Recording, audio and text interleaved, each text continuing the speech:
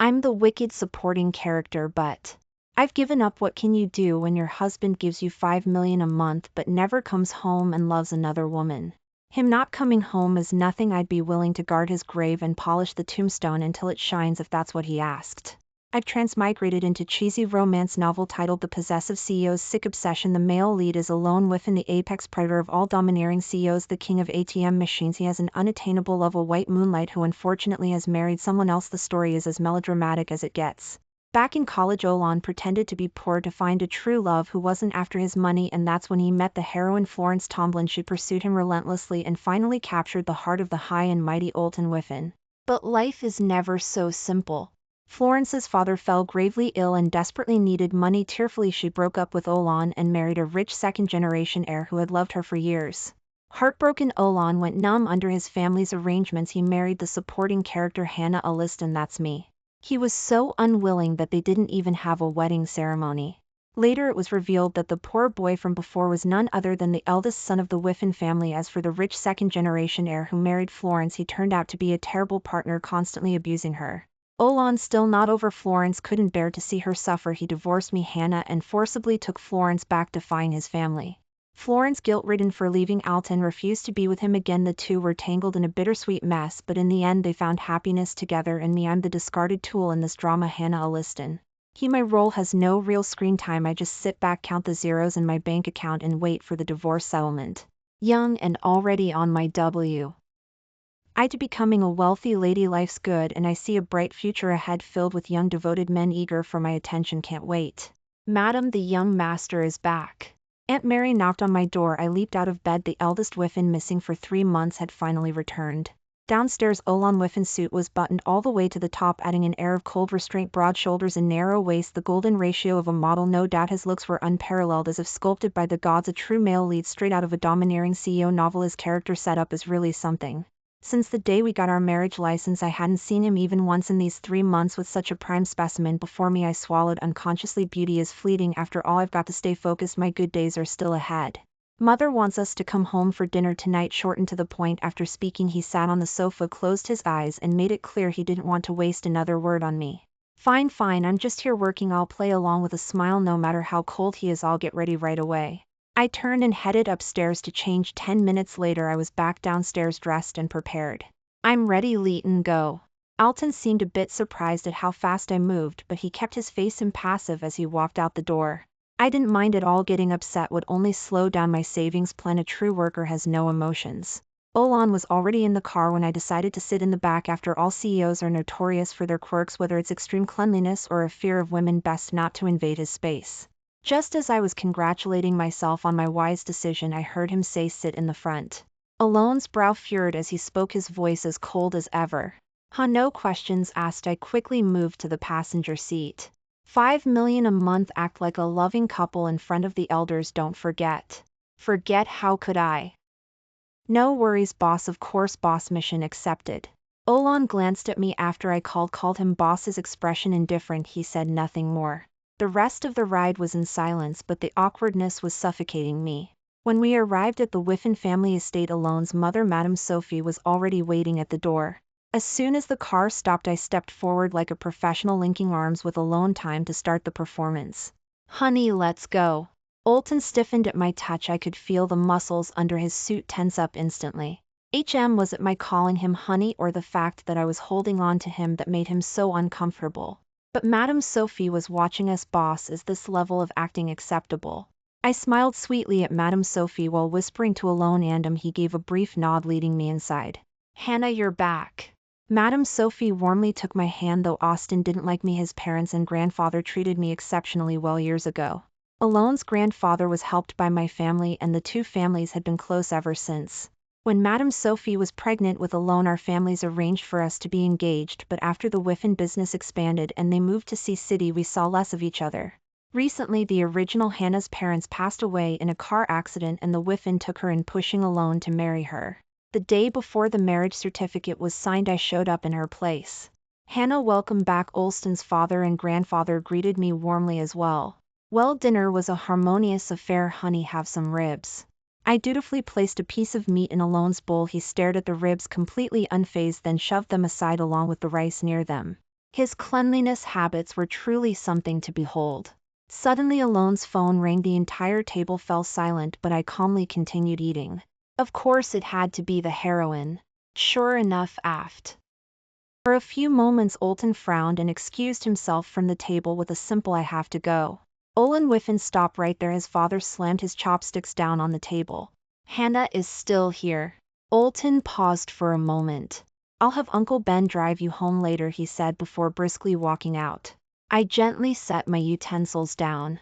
"Father, Mother, it's okay. Olston's work is important. Let him go handle his business." Madame Sophie gave me an apologetic look. "I'm sorry, Hannah. I'll make sure to scold him later for neglecting his family." I thought Madame Sophie was just being polite, but little did I know Olon really did get a 2-hour scolding after dinner. Uncle Ben drove me home and we passed by the mall. I could barely contain my excitement. I'd been unhappy with the original Hannah's wardrobe for a while now, bright striking features yet dressed in the most boring bland clothes that simply won't do when a rich lady goes shopping. Price tags don't exist. I returned to home with my arms full of shopping bags, feeling triumphant. It was nearly 10 p.m. by the time I settled, and barely 5 minutes later my phone rang. "Madam," it was Olston's assistant Leo Hill. "Leo, what's up?" I asked, absent-mindedly lounging on the couch with a face mask on, half watching a show. "Mr. Alone's had too much to drink with some business partners. Can you come open the door?" What business partners? Wasn't he supposed to be meeting the heroine?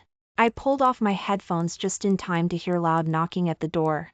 Aunt Mary had taken the day off for an emergency back home, so it was just me. I hadn't heard the door earlier because my headphones were too loud. I realized with a start if Alone Whiffen was back from his trip, did that mean he'd be staying home now? Nah, that couldn't be. What CEO doesn't have multiple houses? Shrugging, I slowly made my way to the door, leaning on Leo's shoulder. Olon looked like he was out cold, towering almost a head taller than Leo. Despite his 6-foot frame, he was completely knocked out. I thanked Leo and took over. Heavy, it felt like I was lugging a small elephant into the house. Alone's warm breath brushed against my ear as he swayed, his head tilted to one side. I dumped him unceremoniously onto the couch. Rubbing my ear that had turned red from the heat, it tickled. For someone who'd had too much to drink, Olon was remarkably quiet. Now I had a dilemma. There was only one bed in the master bedroom, mine, and Alone's things were already there. Aunt Mary was always here acting as Madame Sophie's spy, so I had no choice but to sleep there. I didn't expect to face the situation so soon. Should I let him sleep on the couch? He wouldn't know the difference being this drunk. But as I looked at his tall, muscular frame awkwardly crammed onto the small sofa, I couldn't help but feel a little sorry for him. Oh, well, I'm too kind for my own good. Resigning myself to my fate, I hauled Olon back up and headed toward the bedroom. Those few steps felt like a marathon. When I finally reached the bed and let go, I collapsed on top of him. The strong scent of alcohol filled my head, making me dizzy. Olon frowned in discomfort, but as my hands brushed against his firm muscles, I couldn't help but notice, yep, he's definitely got an 8-pack. Reluctantly, I pried myself away and crouched beside the bed, taking in the sight of this perfect SPE. It's a shame, really, a dish this fine, and I can only look, not touch. From the heroine's perspective, Olon Whiffen is absolutely top tier, but alas, I'm just the villainous. And then AG Olton Whiffen suddenly opened his BL eyes and without warning leaned over the side of the bed, vomiting violently. Oh my god, is this karma for sneaking glances at the male lead? Otherwise, why would I be drenched head to toe in his disgusting sour vomit?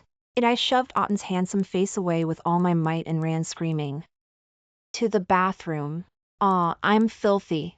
It took 3 washes before I emerged from the bathroom, still fuming. Looking at the mess on the floor, I felt a strong urge to murder Alton Whiffen. I clenched my fists again and again. Calm down, think of the 5 million. Breathe in, breathe out.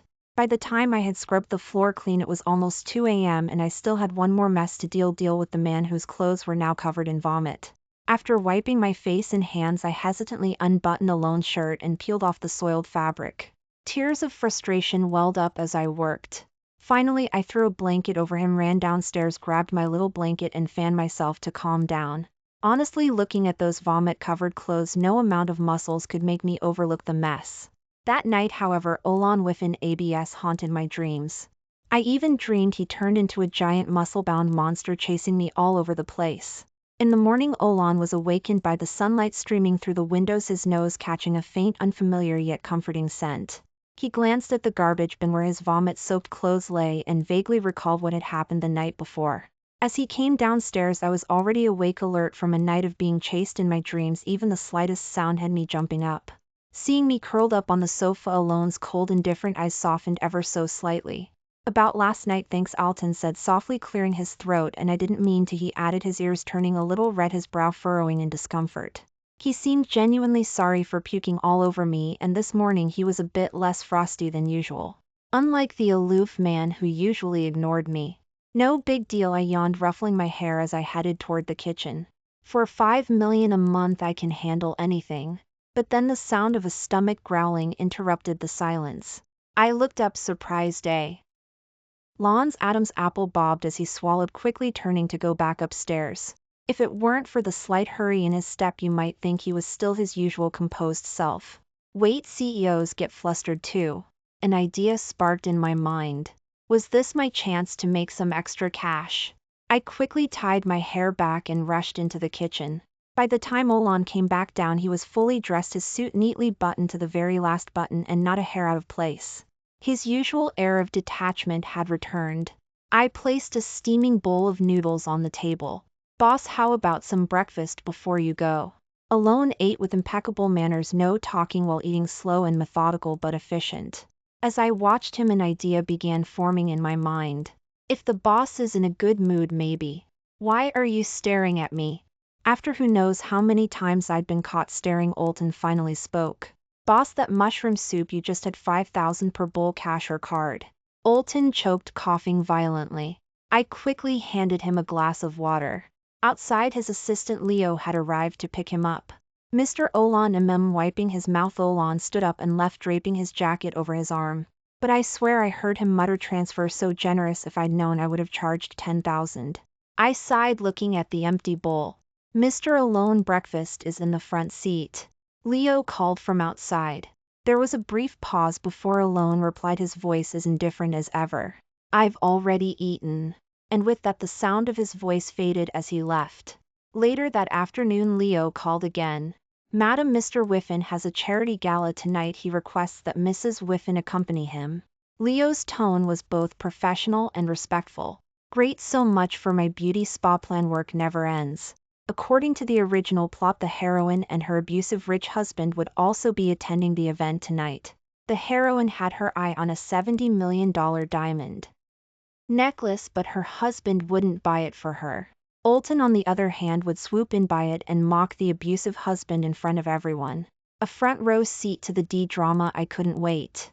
At precisely 7 p.m. Olon returned to pick me up. I was so busy getting dressed and doing my makeup that I hadn't even had time to eat dinner. I packed a simple fruit salad to take with me and even made an extra portion for Alton.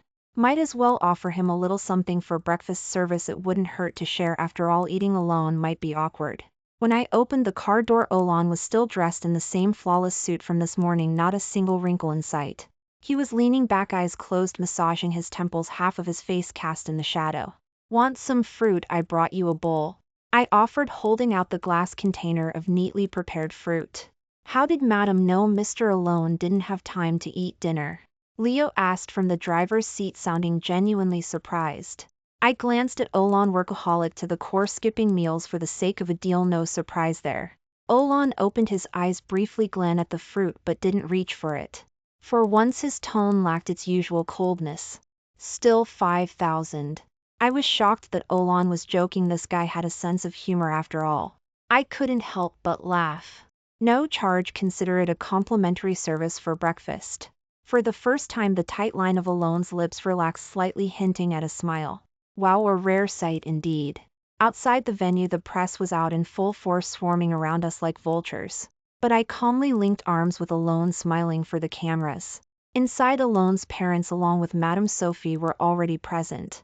Hannah, Madame Sophie beamed when she saw me with Alton, her face full of satisfaction. "At least this rascal has some sense, bringing his wife with him," she teased with a chuckle. Alton coughed lightly, ubbing his nose awkwardly. "No worries, boss, I've got this. Mother Olon has always been good to me," I said sweetly, leaning into his arm, flashing a smile. Olston's muscles stiffened under his suit again, but I could only sigh internally. Sorry boss, you'll just have to endure it. Madame Sophie gave us a knowing look and smiled. If you see anything you like, just tell Olan Hek buy it for you, she said with a playful wink before leaving us to mingle with the other wealthy ladies. I just wanted to sit in a quiet corner and wait for the auction to start, but boss, I'll be over there if you need me. Wait, stay with me to meet some friends, Olton said, casually leading me over to a group of City's elite second-generation heirs. There were 3 or 4 men, each once known as City's most eligible bachelors. Now they were either running their family businesses or, like Alone, had built their own empires. Dragons among men. Alone, the suited men greeted him warmly, and the chill in Olston's demeanor melted just a little. Sister-in-law, it's great to finally meet you, they said one after another. Surprisingly friendly, I was a bit shocked. They all knew Alone wasn't in love with me, yet they treated me with such respect. Olan introduced each of them to me in a low voice, and I greeted them all with a smile. So these were Austin's friends, domineering CEOs hanging out with other domineering CEOs, each one more impressive than the last. They were undoubtedly the rising stars of the financial world. Ladies and gentlemen, the auction will begin shortly. Sister-in-law, make sure not to spare Alone's wallet tonight, Colin Channing joked, winking. Elliot Drays joined in. Yes, spend all you want. The group laughed, the atmosphere light and relaxed, and I found myself smiling back. Sure thing, I'll max out his card, I teased. Olan raised an eyebrow and glanced at me, a hint of amusement in his eyes. The auction officially began, but I was busy canning the room for the heroine in the original storyline. She and her abusive husband were supposed to be seated next to us, but now sitting next to us with the CEO of Yulong Jury and his wife. What was going on? I was really looking forward to seeing Alton tear into the abusive husband. Our next item is a necklace from the CEST of Europe. The starting bid is 30 million. I sat up straight, my eyes sparkling in anticipation. Although they weren't sitting near us, the heroine was still supposed to bid on this necklace, right? Right in the story, the price went up to 45 million before her husband refused to let her continue bidding. That's when Olton swooped in. Do you like it, Olton Whiffen asked softly, his deep voice trailing off with an upward inflection. The diamond necklace sparkled brilliantly. Who wouldn't love it? But sorry, I'm here for the drama, not the jewelry. It's nice, I replied nonchalantly. 35 million, a woman's voice echoed. Here we go. I looked around, eager to finally see the heroine. My first time laying eyes on her. Wait, is this the heroine? She seems older. It wasn't the heroine at all, but an elderly noble woman holding up her bidding paddle. 40 million. Olan calmly raised his paddle, his expression steady. 55 million, came another voice. I glanced over only to see a man holding hands with another younger man. Where's the heroine and her abusive husband? More bids followed, but none from the original characters. I expected 65 million, 80 million. A wealthy businessman called out his bid, far exceeding the necklace's actual worth. 80 million going once. 100 million. The room fell silent, gasps of shock rippling through the crowd. 100 million. What kind of fool would spend that much on this necklace? Wait, that voice sounded familiar. I slowly turned my head to see Al Whiffen calmly holding his paddle in the air. Thanks for the invitation. My brain had just one thought: big spender, of course. It made sense for Alone to do this for the heroine, after all. Who hasn't made reckless choices in the name of love? After the auction ended, the staff delivered the necklace in a delicate box. The moment it was opened, the brilliance of the diamonds nearly blinded me. Alton glanced at my reaction, his lips twitching slightly, then without a word he signaled for the box to be placed in front of me. I blinked in confusion. It's for you, he said, his voice light as if it were nothing. He then turned, seemingly looking for Colin Channing and the others. What for me? I clutched the box, unsure of what to do. You don't like it? Olan asked, glancing over at me. Not that, but you're not taking it back, right? I thought for a moment the heroine hadn't shown up and somehow the necklace meant for her was now mine. Well, if it's given to me, there's no way I'm giving it back. It's worth a 100 million. I'd be a fool to refuse. Alone responded, watching me hold onto the box like it was my lifeline, as if I feared he'd snatch it away. A little miser, sister-in-law, impressive indeed. Alone spent a fortune just to make you smile, Colin Channing and Elliot Drays teased as they approached. Come on, the S-Club is ready for us. Colin called out, sister-in-law, you're coming too, no escaping. Elliot grinned. I looked at Olan, feeling torn. Me at the SC Club? I'm just an ordinary worker, it's just for fun. Olan said softly. All right then, if the boss says so. As the others piled into their cars, I leaned over and whispered into Olston's ear. Boss, should I keep up the ACT? Olon paused for a second, his expression unreadable. Do as you like, he replied. Got it, I answered confidently. This was my first time at the S-Club, a paradise on earth so lavish it left me speechless. There were only a few of us, yet they ordered rounds of white wine, red wine, and all sorts of spirits. It was dizzying to watch. The others kept shooting sly glances. At alone. Alone shall we begin? Colin Channing asked with a mischievous smile. Leighton, eat first, Olton replied, unbuttoning his suit jacket, slipping it off to reveal a crisp white shirt and black vest underneath. He sat down, loosening his tie and undoing 2 buttons at his collar. With his usual coldness softened, he looked more dashing and approachable than ever. The food at E-Sub was top-notch and I enjoyed myself thoroughly. Sister-in-law, eat up, Colin said, his words laced with a deeper meaning. Why did I have a bad feeling about this? Leighton, go, Olon said elegantly, wiping his mouth as if on cue. The others filled their wine glasses to the brim. Come on, Olon, first one to get married. You owe us 3 drinks, Elliot Drakes laughed. I stared in shock. 3 drinks in one go? That would knock anyone out. Sensing my astonishment, Elliot laughed. Don't worry, sister-in-law, Olton can drink anyone in C-City under the table except for Mr. Brown from the wine industry. Then what about yesterday? I asked curiously. Yesterday that was next door, Mr. Brown. Olon drunk. He rushed off for a meeting at noon and wrapped up the deal by the evening. Colin explained, grinning. Tonight in this room we won't leave until Alon's calling us all dad. So he really was at a business meeting yesterday. When Leo said that, I thought he was making excuses. I had assumed Olton went to see the heroine. I was a bit surprised. What's the occasion today? Why all the drinking? I leaned closer to Alon and whispered, maybe I got too close because my hair accidentally brushed his ear, turning it red. They wanted to meet you, he said coolly, his tone unchanging. Right, we never had a wedding. In fact, we rushed to get our marriage certificate and then Olon left for his business trip. Now he was finally back, but in this scenario, meeting his friends as his wife, is this really my place? Still, since the boss said to go with the flow, I'll play my part. As the night wore on, Olon rubbed his temples, clearly feeling the effects of the drinks. By now only Colin and Elliot remained standing. The others were already slumped over. It seemed like the perfect moment. Boss, leave this to me, I said, sensing my time to shine. Throughout the night Olon had been shielding me from the alcohol, and honestly watching him fend off drinks was a sight to behold. He did it with such grace. Can you even drink? Olton asked. His hand suddenly gripping my wrist. His touch was warm and his breath laced with a scent of red wine brushed against my ear. The warmth sent shivers down my spine and goosebumps prickled my skin. My heart skipped a beat, snapping back to reality. I nodded confidently, I'll have those 2 down in no time. Alton seemed to smile, at least I thought he did, or maybe it was just my imagination.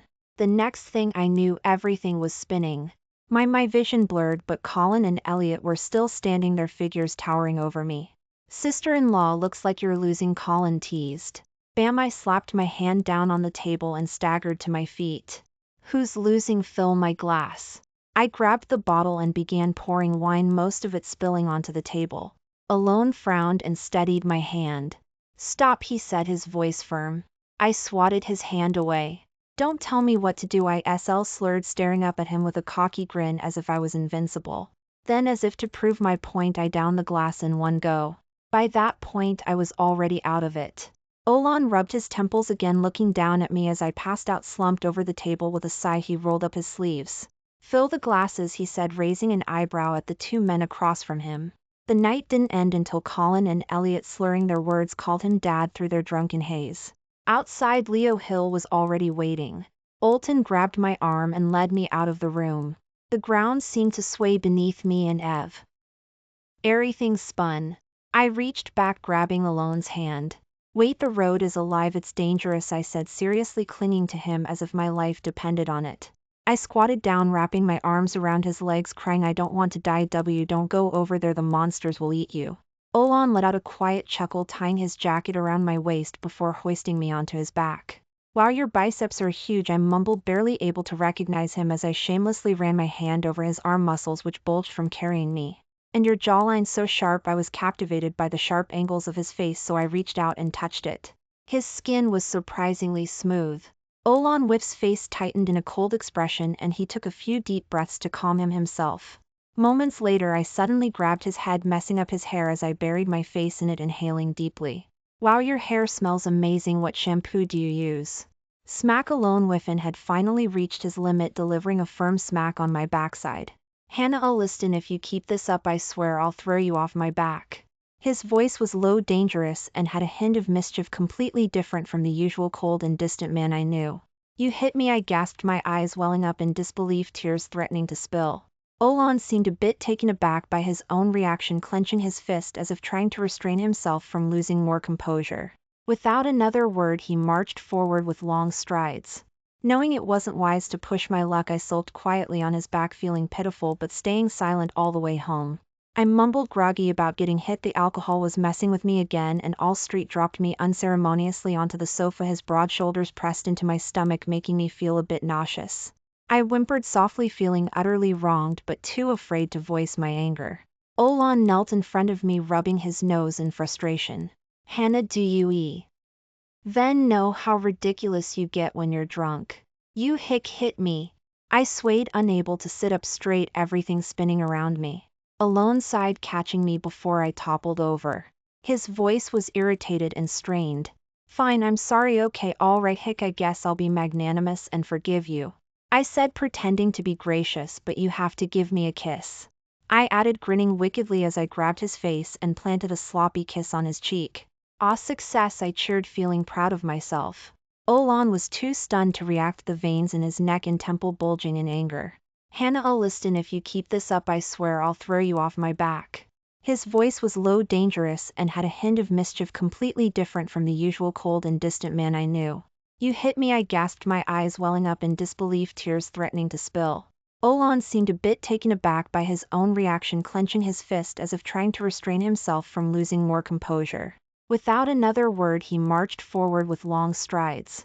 Knowing it wasn't wise to push my luck, I sulked quietly on his back, feeling pitiful but staying silent all the way home. I mumbled groggy about getting hit, the alcohol was messing with me again, and All Street dropped me unceremoniously onto the sofa, his broad shoulders pressed into my stomach, making me feel a bit nauseous. I whimpered softly, feeling utterly wronged but too afraid to voice my anger. Olan knelt in front of me, rubbing his nose in frustration. Hannah, do you even know how ridiculous you get when you're drunk? You hit me. I swayed, unable to sit up straight, everything spinning around me. Alone sighed, catching me before I toppled over. His voice was irritated and strained.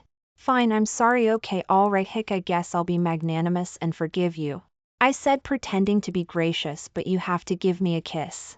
I added, grinning wickedly as I grabbed his face and planted a sloppy kiss on his cheek. Ah, success. I cheered, feeling proud of myself. Olan was too stunned to react, the veins in his neck and temple bulging in anger. Hannah, listen, if you keep this up I swear I'll throw you off my back. His voice was low, dangerous, and had a hint of mischief, completely different from the usual cold and distant man I knew. You hit me, I gasped, my eyes welling up in disbelief, tears threatening to spill. Olan seemed a bit taken aback by his own reaction, clenching his fist as if trying to restrain himself from losing more composure. Without another word he marched forward with long strides. Knowing it wasn't wise to push my luck, I sulked quietly on his back, feeling pitiful but staying silent all the way home. I mumbled groggy about getting hit, the alcohol was messing with me again, and All Street dropped me unceremoniously onto the sofa, his broad shoulders pressed into my stomach, making me feel a bit nauseous. I whimpered softly, feeling utterly wronged but too afraid to voice my anger. Olan knelt in front of me, rubbing his nose in frustration. Hannah, do you even know how ridiculous you get when you're drunk? You hit me. I swayed, unable to sit up straight, everything spinning around me. Alone sighed, catching me before I toppled over. His voice was irritated and strained. Fine, I'm sorry, okay, alright, I guess I'll be magnanimous and forgive you. I said, pretending to be gracious, but you have to give me a kiss. I added, grinning wickedly as I grabbed his face and planted a sloppy kiss on his cheek. Ah, success, I cheered, feeling proud of myself. Olan was too stunned to react, the veins in his neck and temple bulging in anger. Hannah, Liston present, I saluted him with a goofy grin. Do you even know who I am? His voice was seething with rage and he grazed my face, though he stopped himself from using too much force. I leaned in closer, squinting at him, trying to focus on his deep, furious eyes. My alcohol-laden breath must have hit him because he hoved my face away with a disgusted frown. Wow, you're Alan Whiffen, I gasped dramatically as if making a huge discovery. Why haven't you gone to see your precious little wife? I hiccuped again, my words slurred, watching as Alon's face darkened even more, like he was contemplating strangling me. After hearing my words, he raised an eyebrow, a mischievous smirk curling on his lips. Tonight he seemed like a different person, as if a mask had been torn away, revealing a side I hadn't seen before. This roguish version of Olan felt more real, less distant and cold, more human, a tough, rebellious side. Oh no, I like this too much, little wife, you mean you? Olan stood up, towering over me with a teasing look, his eyes narrowing in that devilish way. This feels like a scene from another world. I stared at him, wide-eyed and speechless. Has the boss been replaced, possessed? I gasped, hugging my knees and curling into a ball on the sofa, eyeing him wearily. Olan glanced at me with mild amusement before stepping forward, grabbing me by the arm and dragging me upstairs. I thrashed, yelling, "You're an old monster, you took over my boss's body to perform dark magic. I don't want to be eaten by you, you demon." I clung to the banister, refusing to go up the stairs. Olston's patience wore thin as the vein in his temple pulsed. Finally he resorted to brute force, slinging me over his shoulder and carrying me up in one go. The next thing I knew, I was tossed onto the bed. Wait, how did I get to the bedroom so fast? You demon, you really used magic to teleport me here? I exclaimed, scrambling to sit up and pointing an accusing finger at him. But the room spun again and I popped right back down. Olston's eyes darkened dangerously as he leaned closer. "I'll count to 3, close your eyes and sleep, or else." His voice was a low growl laced with menace. "Or what, I'll eat you." The deep rumble of his voice made me swallow nervously. "And why?" Without further hesitation I dove under the covers, pulling them over my head. "I'm asleep, good night," I squeaked, shutting my eyes tight. Satisfied, Olan stood by the bed for a moment, watching as I finally settled into a quiet, even breathing rhythm. Once he was sure I was out cold, he left the room, leaving the door open slightly. He stayed downstairs within earshot in case anything happened. Glancing at the small, uncomfortable-looking sofa, Alton frowned. "Leo Hill needs to buy mattress tomorrow," he muttered to himself. The next morning I was awakened by the smell of stale alcohol and cigarette smoke clinging to me. Gross, I immediately rushed to the bathroom for a shower. My head clearing up as I scrubbed away the remnants of last night. Memories of my drunken antics came flooding back, especially how I shamelessly harassed the boss. Oh no, is Alton going to kill me? But then I remembered his behavior from last night. It was so different from his usual cold, disciplined self. The books always said Olan Whiffen had been strict and aloof since childhood, so how did he transform into this roguish version of himself last night? It was like he was that bad boy in school, the one who loiters at the gates with his shirt untucked, collecting protection fees. Wait, did I stumble upon the boss's deep, dark secret? I nervously crept downstairs. Olan was still asleep, his tall frame stretched awkwardly on the too small sofa, his legs dangling off the edge. His brows were furrowed, as if even in sleep the discomfort was bothering him. The moment he heard me come down, he woke up immediately, alert. Morning, boss, did you sleep well?" I greeted him stiffly, trying to force a smile. Olan sat up, his normally immaculate hair tousled and soft with a few strands sticking up, making him look far more approachable. His eyes, however, were filled with irritation from a poor night's sleep.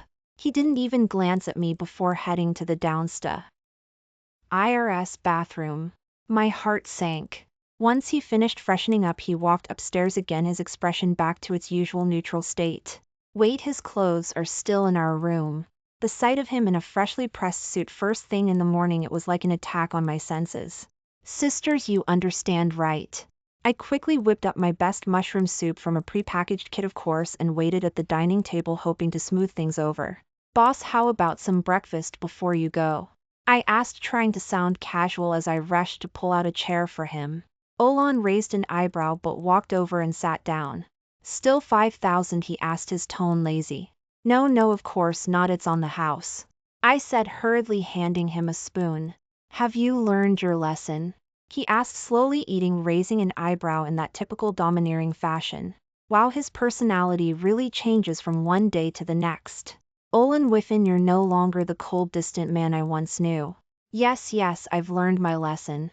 I nodded eagerly. "Would you like some fruit, boss?" Olton gave a small nod and I dashed into the kitchen to cut some fruit, arranging it nicely on a plate before packing it into a container for him to take.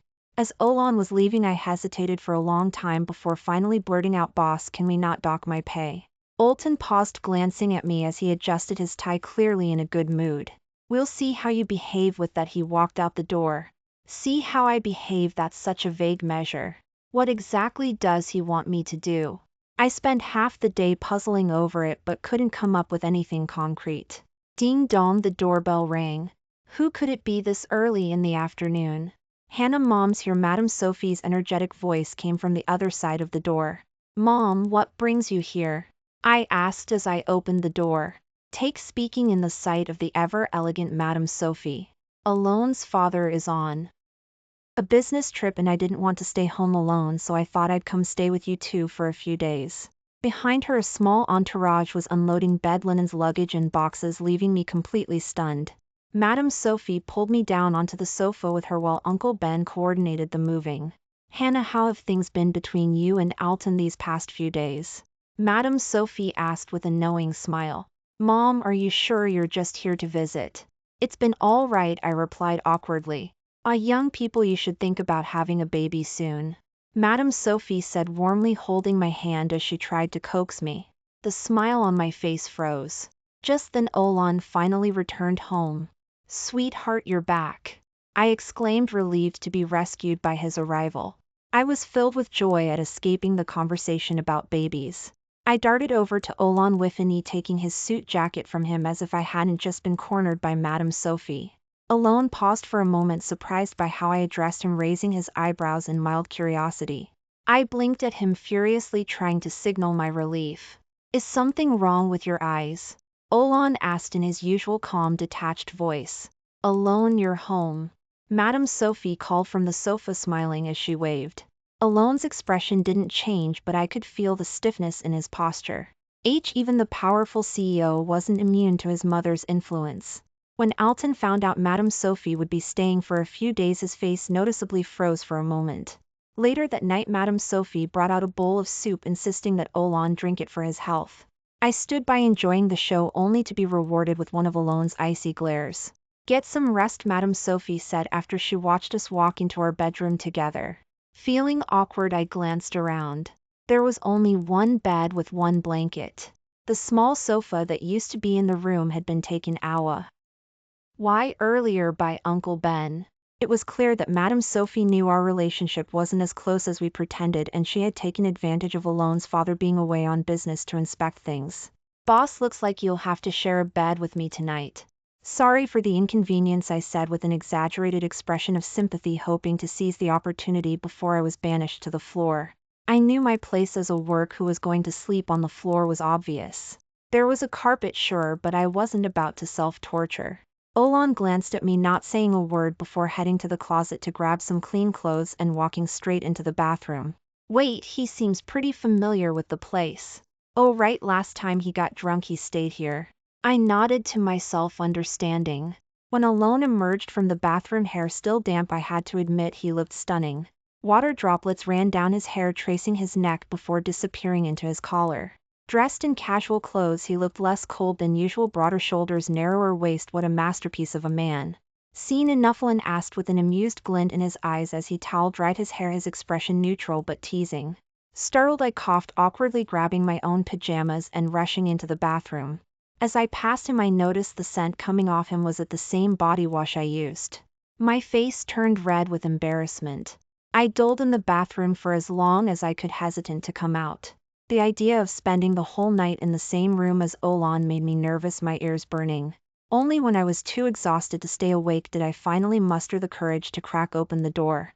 The room was dim, with only a small bedside lamp casting a warm glow. Olan was lying on his side of the bed, breathing evenly as though he was already fast asleep. I exhaled in relief. Tiptoeing to the other side, I slipped under the blanket. The was only one blanket, and it was entirely on my side. Feeling a bit guilty, I glanced over at Olan, who had nothing covering him. After a brief internal debate, I pulled half of the blanket over him. The room was at a perfect temperature thanks to the air conditioning, but I couldn't shake the strange heat I felt whenever I got too close to Olton. His warmth seemed to radiate, making me jerk my hand back as if I'd been burned. Eventually, I drifted off to sleep. But Olan wasn't asleep after all. He slowly opened his eyes, glancing down at the blanket I had shared with him. His usually stoic lips twitched upward for a split second. As the night wore on, I true to form sprawled out in my sleep. One of my legs ended up draped across Alone's waist and my arm wrapped around him like he was a giant pillow. Alone froze the moment he felt my leg on him, his entire body stiffening. A soft warm sensation pressed against his back, the faint scent of my body wash lingered around him. Despite the air conditioning being set to a comfortable 23 degrees Celsius, Alton was breaking into a sweat. His handsome face lined with tension as he furrowed his brow. He wanted to push my leg off, but the smooth feel of my skin against his hand was like touching hot iron. He pulled his hand back, unable to bring himself to touch me again. The mix of tension and frustration boiled over when in my sleep I flung my leg up and it landed on his face. In one swift move, Olan flipped me over, pinning me beneath him. Hannah Aliston, his hands gripped my face, waking me up immediately. "What's going on?" I muttered, groggy, blinking up at his scowling face. You, what are you doing?" Fully awake now, I stammered, feeling my heart race. Alone's eyes twinkled with something unspoken and a rare smile tugged at the corners of his lips. "What do you think I'm doing?" he murmured, leaning closer, his breath tickling my ear. The heat from his ear pressed against my cheek like a tiny furnace. Ding dong, the atmosphere broke as his phone rang. Alone's long fingers reached over me to grab his phone as he leaned over. I couldn't help but notice the outline of his chest muscles under his pajamas. What a pity, ruined by a phone call. "Do you want to continue?" Alone's eyes were narrowed, teasing as he stood by the window, the mischievous glint back in his gaze. I froze, then shook my head furiously. "I'll be there soon," he said into the phone, his expression suddenly serious. "I have to go for a bit, be good and go back to sleep." What was he talking to me like I was a child? Wait a minute, today's date. I grabbed my phone. August 24th. Today was the day the heroine ran away from her abusive husband. Olan would go pick her up and take her to his other apartment.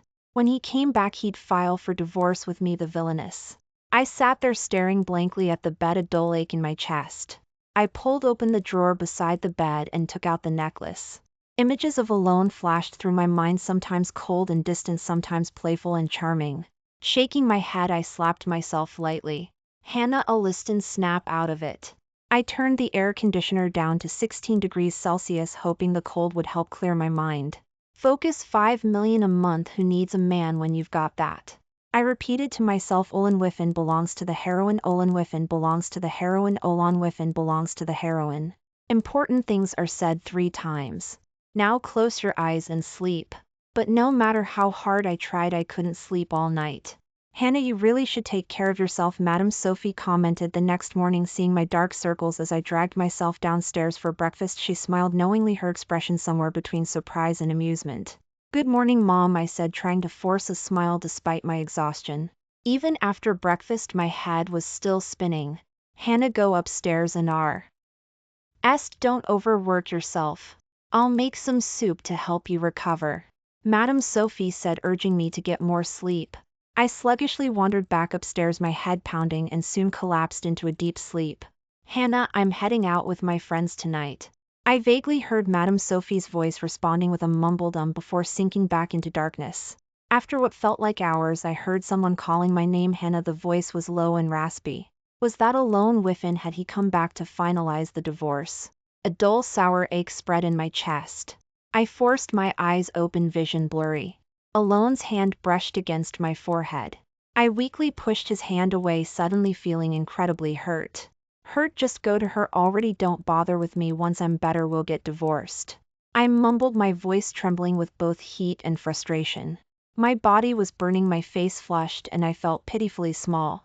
Something in my words must have triggered Alone, because his face darkened and I could see the unmistakable anger flashing in his eyes. He pinched my cheek hard, waking me up even more. "You want a divorce?" His tone was cold, barely containing his fury, a dangerous edge in every word. "You're yelling at me," I pouted, my voice filled with grievance.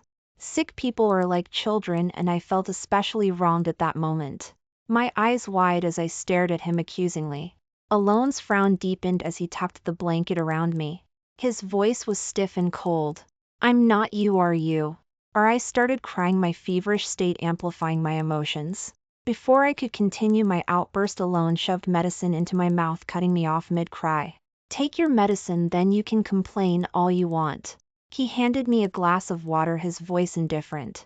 I obediently drank the water, though I still looked at him like he was the biggest villain on earth. What's gotten into you? Alton asked, taking the empty glass from me and pressing a cold fever patch onto my forehead. You don't need to be so nice to agree to the divorce. I won't cling, I muttered sadly, lowering my head, my tears barely held in. Why did he have to be so irresistible? Are you really not going to let this go? Ol's voice dropped even colder, his patience visibly wearing thin as he laced his fingers together, the veins on his hands bulging slightly with tension. His expression was unreadable, but I knew he was reaching his breaking point. I already said I'd agree to the divorce. What are you so angry about? I snapped back, irritated. Who said I want a divorce? Olon Whiffen grabbed my wrist and lifted it gently, and as I looked into his eyes, tears of frustration began to spill, landing on his hand. For a moment the usually composed Olon looked completely out of sorts, panicked even. Hey, don't cry, I'm sorry. He hurriedly reached for a tissue and clumsily wiped my tears, his voice laced with a hint of desperation. When he saw me calming down, he gave my cheek a gentle, playful pinch, his expression one of exasperated helplessness. With a soft sigh, as though giving up on the situation, he muttered, "What am I going to do with you? I know you like Florence Tomlin," I said, my voice dropping. "I won't stand in your way." I lowered my head, feeling utterly defeated. So this was what heartbreak felt like. Not even money could soothe the pain. Unless maybe it was bumped up to 10 million, then it might take the edge off. Florence Tomlin. Olon's voice was confused, his face a blank slate. I stared at him, stunned. He looked genuinely baffled, like he had no idea who I was talking about. You don't know her. You went to see her last night, I blurted in disbelief. This couldn't be real. After all the love story drama between them that could fill thousands of chapters, he was telling me he didn't even know her. Who told you that nonsense? Olton Fro. Ned, his tone growing impatient. Last night the business partner I was working with had to leave the country unexpectedly, so I met with him to discuss the deal. Florence, I don't even know who that is. His casual dismissive tone turned sharp and irritated as he added, I have no idea who Florence Tomlin is. I stood there utterly speechless. You didn't date her in college? I asked, dumbfounded. Where did you hear that? Olston's brow furrowed, his voice thick with displeasure. Well, just gossip. I stammered awkwardly. How could I possibly explain to him that he existed in a book and I had somehow read through his entire past? Don't listen to gossip. If you want to know something, ask me. Olton said, his bad boy attitude fading into something more genuine as he ruffled my hair gently, almost as if I were a puppy. Got it. I mumbled, feeling flustered. I wanted to brush off the whole thing and go back to sleep. I'm tired now, good night. You little brat, Alone muttered, glancing at me with a smirk before leaving the room carrying his water cup. The frustration and sadness I'd been feeling vanished just as quickly as it came. All that was left was confusion. Had I been reading the wrong book? I lay there staring blankly at the ceiling. The day Olon walked out during dinner with his family wasn't to see the heroine, but to meet with a business partner at the auction. Neither the heroine nor the abusive husband showed up, and last night Olon didn't visit the heroine at all. As I thought it over, the medicine I had taken earlier started kicking in and I slowly drifted off to sleep. Sometime later I felt someone gently replace the fever patch on my forehead and tuck the blanket around me. When I opened my eyes again, wait, what? I was back home. My desk lamp was on and my computer screen was lit up, still on the page where I'd been reading the final chapter before I got pulled into His story. I pinched myself, but there was no pain. Was I still dreaming? This dream was way too real. I walked over to the computer, scrolling through the chapters. There were still a few extra epilogues to read. The title caught my eye, After Marriage Comes Love. The extra chapters, there were only a few chapters, and the description said it was a story set in an alternate universe where Olon Whiffen and Hannah Alliston fell in love after marriage. In this version, Olon Whiffen wasn't the disciplined, perfect child from the main story. Instead, he was rebellious, he smoked, drank, got into fights, and even had a scar on his rib cage from a high school brawl. He'd only matured after being sent to the army for 2 years. No wonder Colin Channing and Elliot Drake still called him Olon with such respect. They had been his underlings in high school back when he'd fought his way to the top. a scar on his ribcage. I hadn't dared to look closely when I took off his shirt the last time he got drunk, but then the author stopped writing, cutting off the story right before Alone and Hannah got their marriage certificate, which was the day I had entered this story. Great, everyone else gets to live in the main story and I end up in an unfinished extra. My vision blurred and I fainted. Hannah, Aliston, wake up and eat something before you go back to sleep. I heard a voice calling me out of the darkness. Olan Whiffin's face slowly came into view holding a bowl of porridge. I peeked into the bowl, white with specks of black and kind of burnt looking. I swallowed nervously and glanced at Olan. Are you sure about this? I asked. He rubbed the back of his neck, a hint of embarrassment flashing in his eyes, though his face remained cold. If you don't want it, don't drink it. He snapped, turning on his heel and leaving before I could respond. Wait, did he make that himself? In that case, I'll just let it slide. Before long, Alone returned, high. S face still as cold as ever. Here, drink this instead. This time it was a perfect bowl of congee, clearly from somewhere fancy. The moment I tasted it, my eyes practically lit up with joy. The simple white porridge tasted so good it made me feel warm and fuzzy inside. As I enjoyed it, I noticed Olan's expression growing darker and darker. Before I could finish, he yanked the bowl from my hands. But I'm not full yet, I complained, holding my spoon and staring at him expectantly. Is it really that good? Olan asked, his tone cold as he glared at me. I guessed he must have been comparing the amazing porridge I was devouring to his earlier attempt. His frustration grew as he thought about it. After a moment, he handed the bowl back to me with a sigh. I finished it off happily, feeling completely satisfied. Then out of nowhere I remembered Olan's scar. I leaped off the bed and ran downstairs into the kitchen. Alone was fumbling around with the dishwasher, clearly struggling. I shouted from across the room, sprinting toward him. I must have run too fast because by the time I reached him my face was flushed. Olan blinked at me, his expression softening as he awkwardly shifted his gaze away. He pressed a hand to my forehead, trying to keep some distance. What is it? He asked, his face still impassive. Do you mind if I take a look at those incredible abs of yours? I asked, my eyes full of hope. No, you may not. Olan's ears turned bright red as he leaned in close, emphasizing each word. I knew he wouldn't agree, so I acted fast and lifted his shirt before he could stop me. There was a faint scar on the right side of his rib cage. Is this what you wanted to see so badly? Alone grabbed my wrist and in one swift motion pinned me against the kitchen counter. He tilted his head, locking eyes with me, his voice low as he spoke softly.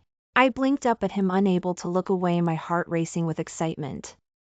So in this story there's no one else, just me and Olan Whiffin. But before I could process it, Olan let go of my wrist and turned away. He seemed to hesitate, his jaw tightening as though holding something back. Then without warning he lifted me off the ground and practically dumped me onto the sofa.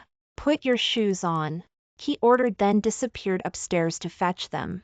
When I sat there in stunned silence, that intense moment, and now all I get is a reminder to wear shoes. If I hadn't seen that Olan's face was bright red and he was walking awkwardly, I would have thought I imagined the whole thing. By the time Alton came back downstairs, I was almost falling asleep on the sofa. Seeing me lying there, he sighed and scooped me up into his arms. I pretended to sleep, enjoying being carried like a princess. He carefully laid me on the bed and tucked me in, his movements gentle. Then just as I was about to drift off, I felt a warm sensation on my forehead, a kiss. It was quick but enough to make my heart flutter. Hannah, his voice was low and gravelly, followed by a soft chuckle. It was enough to drive anyone mad. I snapped, my eyes open, grabbing his hand before he could pull away. Olan froze, caught off guard, his face showing a rare moment of panic. You called my name so sweetly, I teased, grinning up at him. Call it again. He turned his head, refusing to meet my gaze. Hubby, I blurted out instinctively. And instantly both Alone and I froze in shock. I let go of his hand, my face heating up so fast I thought I might pass out. Sneaking a glance at him, I saw Olan standing there completely stunned. Did you just short circuit? I waved my hand in front of his face, trying to break the awkward silence.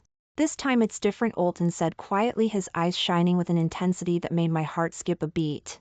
If you really like me, I wouldn't mind making this real, he said, pulling my hand to his cheese. T, clearly embarrassed but still managing to look at me with a shocking grin. I never realized before that the aloof CEO could also be so bashful. I couldn't help but want to tease him a little. I'll think about it, I said playfully. What's there to think about? Do you have someone else outside? Olan's grip on my hand tightened instantly, his brows furrowed and his eyes flashed with a mixture of anger and fear. I had a feeling that if I nodded he might just break my hand. Hey, easy. I frowned, trying to shake his grip, realizing he was hurting me. Alon quickly let go, though his hand lingered, now gently massaging the spot he had just squeezed. Despite his calm face, his whole body radiated frustration. I couldn't help but laugh. No, I don't have anyone else. All right, Olton raised an eyebrow, satisfied, and gave a soft grunt of approval. But even that wasn't enough for him. He crawled into bed, pulling me into his arms as if to claim his territory. He kissed my forehead again, this time with open confidence. Go to sleep, I'll stay here and make sure you do, he said, his voice laced with amusement. He couldn't quite hide it. Alon held me tightly, his strong arms not giving me an inch of space to move. But with my head resting on his chest, I was perfectly content. So I let him hold me as long as he wanted. After I had fallen into a deep sleep, Olton leaned down and kissed me again. This time his lips brushed against mine, warm and lingering. Hannah extra. Olon Whiffen had never thought he'd get married.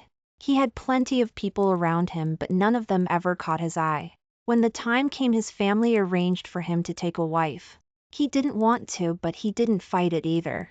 After all, when he was younger, he had spent his days getting into fights and drinking, almost driving his parents to the brink. So now going along with their wishes didn't seem like a big deal. On the first day of their marriage, he made an agreement with his new wife. He'd give her $5 million every month, and in return she had to act the part of a loving wife in front of his parents. The girl, a little money-hungry thing, had nodded so hard at the mention of $5 million that her head nearly blurred. When he returned from a business trip, he took her back to his family for dinner. He had grown used to women with heavy makeup, so her fresh, simple look was a rare sight in almost 30 years. No woman had ever gotten close to him, but this little girl wasn't afraid. She clung to his arm and leaned in to whisper husband into his ear.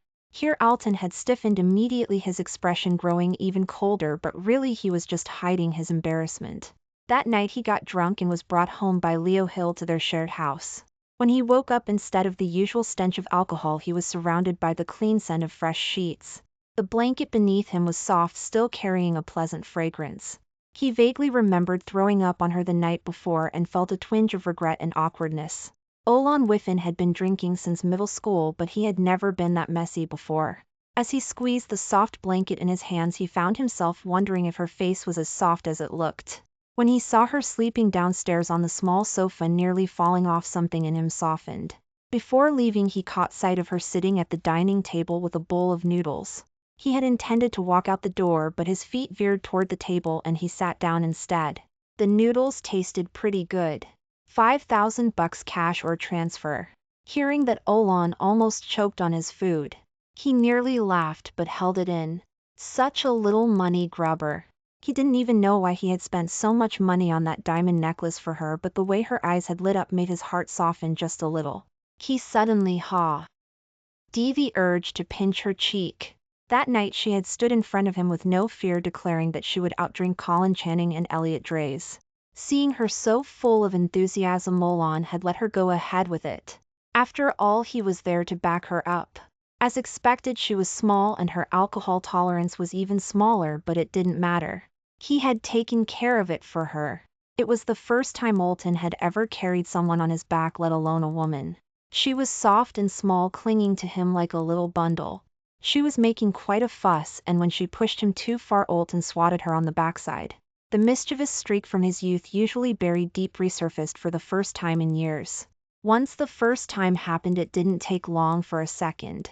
It didn't take much for her to realize that Olton Whiffen wasn't the cold, distant man everyone thought he was. Falling in love with her felt as natural as breathing. Some people come into your life and you just know that they're the one. No one else will do. It felt like he had spent half of his life in solitude just waiting for her. Thanks for stopping by. Subscribe and hit the notification bell so you don't miss out on any new videos.